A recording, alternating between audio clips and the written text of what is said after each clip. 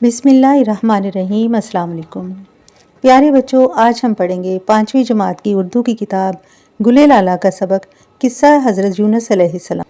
حضرت یونس علیہ السلام اللہ تعالیٰ کے نبی تھے اور حضرت یونس علیہ السلام فرات کے کنارے، دریا فرات کے کنارے ایک بستی آباد تھی جس کا نام نینوا تھا۔ وہاں اللہ تعالیٰ کا پیغام پہنچانے کے لیے آئے۔ حضرت یونس علیہ السلام کی بات کوئی نہیں مانتا تھا۔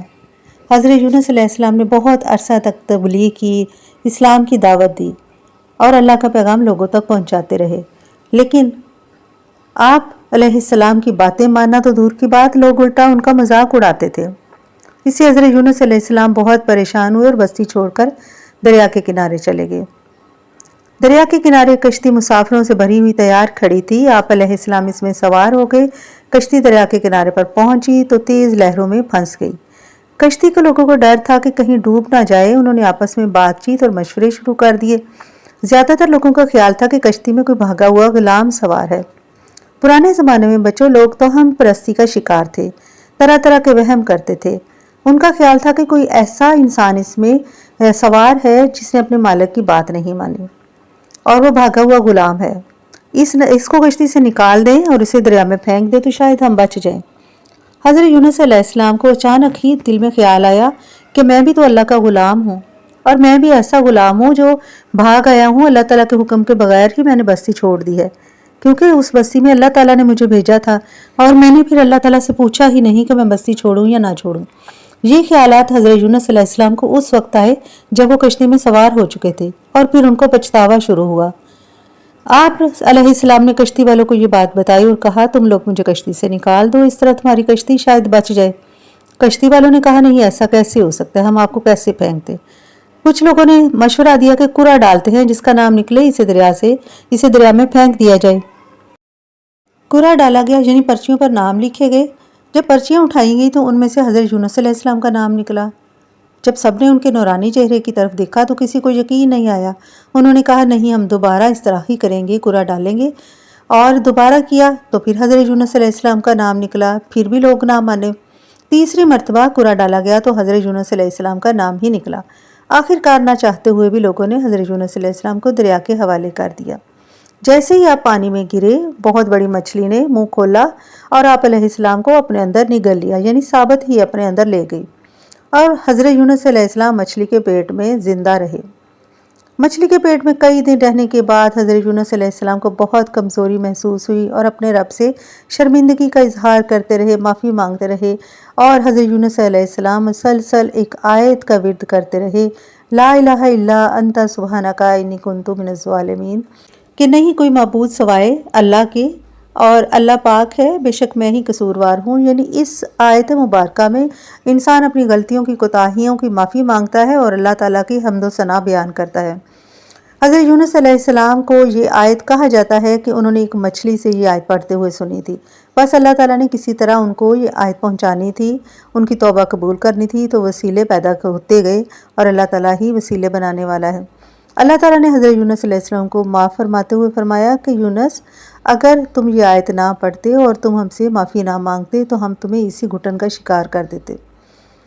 اللہ تعالیٰ کے حکم سے مچھلی نے حضرت یونس علیہ السلام کو کنارے پر اگل دیا۔ مچھلی کے پیٹ میں کئی دن رہنے کی وجہ سے آپ علیہ السلام بہت کمزور ہو گئے تھے، یہاں تک کہ آپ اٹھ بھی نہیں پاتے تھے۔ اللہ کے حکم سے جہاں مچھلی نے انہیں اگلا تھا وہیں ایک بیل اگ گئی، یعنی پودے کی بیل اگ گئی، جس کے پھل کھا کر آپ کچھ ہی دنوں میں تندرست ہو گئے۔ ادھر بستی کے لوگ حضرت یونس علیہ السلام کے ناراض ہو کر چلے جانے سے بہت شرمندہ ہو گئے۔ اب وہ محسوس کر رہے تھے کہ حضرت یونس علیہ السلام ہماری بھلائی کے لیے ہمیں سمجھا رہے تھے، اور اس بات سے ڈر بھی رہے تھے کہ کہیں ایسا نہ ہو اللہ کا عذاب ہمیں گھیر لے۔ تو پیارے بچوں، جس طرح کے وہ لوگ ڈر رہے تھے، اس کا مطلب ہے کہ وہ حضرت یونس علیہ السلام کو اللہ کا نبی اور رسول مانتے تھے، اور پچھلی قوموں پر جو عذاب نازل ہوئے ان کے بارے میں بھی جانتے تھے، یعنی انہوں نے اپنے بزرگوں سے سن رکھا تھا، لیکن وہ ہٹ دھرمی دکھا رہے تھے اور ان کی بات کو نہیں مان رہے تھے۔ جب حضرت یونس علیہ السلام چلے گئے تو ان کو احساس ہوا کہ کہیں ایسا نہ ہو ہم پر بھی اللہ کا عذاب نازل ہو۔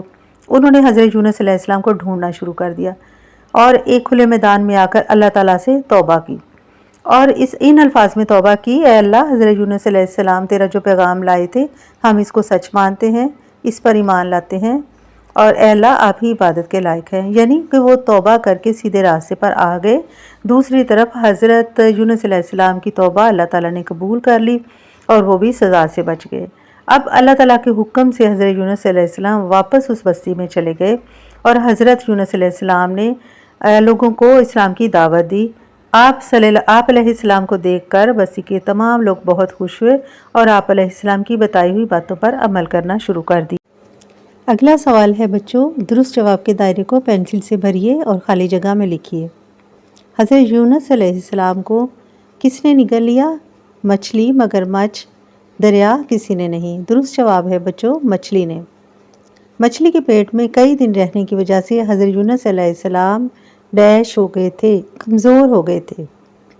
حضرت یونس علیہ السلام کے ناراض ہو کر چلے جانے سے بستی کے لوگ شرمندہ ہو گئے۔ بستی کے لوگوں نے ایک میدان میں جمع ہو کر اللہ تعالیٰ سے توبہ کی۔ سوالوں کے جواب اپنی کاپی پہ لکھیے۔ حضرت یونس علیہ السلام بستی سے باہر کیوں چلے گئے؟ کشتی ڈوبنے سے بچانے کے لیے لوگوں نے آپس میں کیا مشورے شروع کر دیے؟ حضرت یونس علیہ السلام نے کشتی والوں سے کیا کہا اور ان کے یہ کہنے کی وجہ کیا تھی؟ کشتی والے حضرت یونس علیہ السلام کا نام 2 بار قرآ میں نکلنے پر بھی انہیں پانی میں پھینکنے پر کیوں تیار نہیں تھے؟ مچھلی کے پیٹ میں حضرت یونس علیہ السلام نے جو دعا مانگی وہ لکھیے اور اس کا مفہوم لکھیے۔ پہلے سوال کا جواب ہے، جب لوگوں نے حضرت یونس علیہ السلام کا مذاق اڑایا اور انہیں پریشان کیا تو وہ شہر سے باہر چلے گئے۔ جواب نمبر 2، لوگوں کا خیال تھا کہ کشتی میں کوئی بھاگا ہوا غلام ہے، اس کو اگر نکال دیں تو شاید ہم بچ جائیں۔ جواب نمبر 3، حضرت یونس علیہ السلام نے کہا میں ہی وہ بھاگا ہوا غلام ہوں، جس کی وجہ یہ تھی کہ آپ نے اللہ کے حکم کے بغیر بستی کو چھوڑا تھا۔ سوال نمبر 4 کا جواب ہے، کشتی والے آپ علیہ السلام کے نورانی چہرے کی وجہ سے آپ علیہ السلام کو پانی میں پھینکنے پر تیار نہیں تھے۔ سوال نمبر 5 ہے کہ جو آیت حضرت یونس علیہ السلام پڑھتے تھے اس کا کیا مطلب ہے؟ آیت کا مفہوم یہ ہے کہ نہیں ہے کوئی معبود سوائے اللہ کے، اللہ پاک ہے، بے شک میں ہی قصوروار ہوں۔ مندرجہ ذیل الفاظ کو جملوں میں استعمال کیجیے۔ انتظار، کل ہم اسٹیشن پر ریل گاڑی کا انتظار کر رہے تھے۔ حکم، والدین کی فرمانبرداری کرنے کا اللہ نے حکم دیا ہے۔ انکار، ہمیں بڑوں کی باتیں ماننے سے انکار نہیں کرنا چاہیے۔ محسوس، مجھے تیز ہواؤں سے خوف محسوس ہوتا ہے۔ توجہ، بڑوں کی باتیں توجہ سے سننی چاہیے۔ تعمیل، حضرت یونس علیہ السلام نے اللہ کے حکم کی تعمیل کی۔ ڈیئر اسٹوڈنٹس، اگلا سوال ہے قواعد کے بارے میں یعنی گرامر۔ یہاں پر زمانے کی اقسام کے بارے میں بتایا گیا ہے۔ زمانے کی 3 قسمیں ہیں۔ زمانہ ماضی جسے گزرا ہوا زمانہ کہتے ہیں، زمانہ حال یعنی موجودہ زمانہ، اور زمانہ مستقبل آنے والا زمانہ۔ حضرت یونس علیہ السلام کا یہ واقعہ گزرے ہوئے زمانے یعنی ماضی کا ہے۔ آپ یہ عبارت اس وقت پڑھ رہے ہیں، یہ زمانہ حال ہے۔ آنے والا کل زمانہ مستقبل ہے۔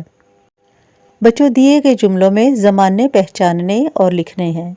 اس کے لیے سب سے آسان طریقہ ہے کہ آپ اس جملے کو پڑھیں۔ جس جملے کے آخر میں ہے یا ہو رہا ہے کا استعمال ہو وہ زمانہ حال ہے، اور جس جملے کے آخر میں تھی کا استعمال ہو وہ زمانہ ماضی، اور جس جملے کے آخر میں ہوگا، ہوگی یا ہوں گے کا استعمال ہو وہ زمانہ مستقبل ہے۔ اسی طرح آج بہت تیز بارش ہو رہی ہے، زمانہ حال ہے، اور کل بہت تیز بارش ہوئی تھی، زمانہ ماضی، اور کل بہت تیز بارش ہوگی، زمانہ مستقبل ہے۔ دیے گئے افعال کا استعمال زمانہ ماضی، حال اور مستقبل میں کیجیے۔ کھیلنا، لکھنا، پڑھنا اور بھاگنا۔